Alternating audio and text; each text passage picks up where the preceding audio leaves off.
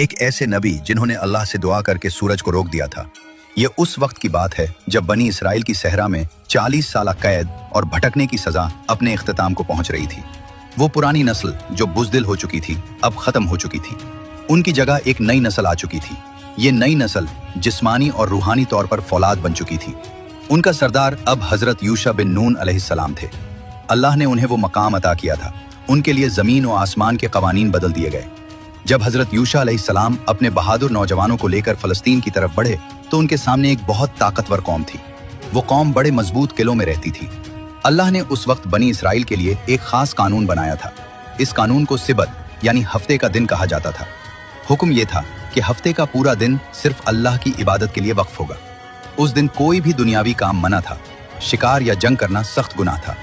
जब हजरत यूशा अलैहिस्सलाम का लश्कर शहर के करीब पहुंचा तो वहां के जालिम हुक्मरानों ने उनका रास्ता रोका। एक बहुत बड़ी जंग शुरू हो गई। ये मुकाबला जुमा के दिन सुबह सवेरे शुरू हुआ, लेकिन जैसे जैसे शाम होने लगी एक नई मुश्किल सामने आ खड़ी हुई। सूरज तेजी से गुरूब हो रहा था।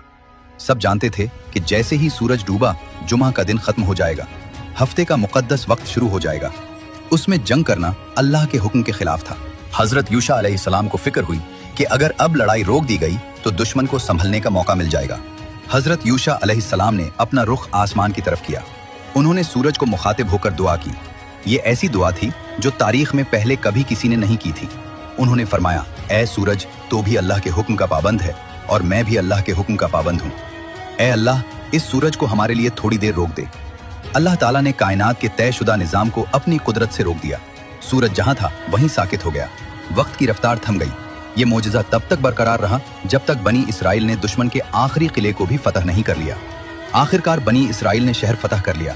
इसके बाद ही सूरज गुरूब हुआ। यूं वो शुक्रगुजारी के साथ अपनी मंजिल पाने में कामयाब हुए।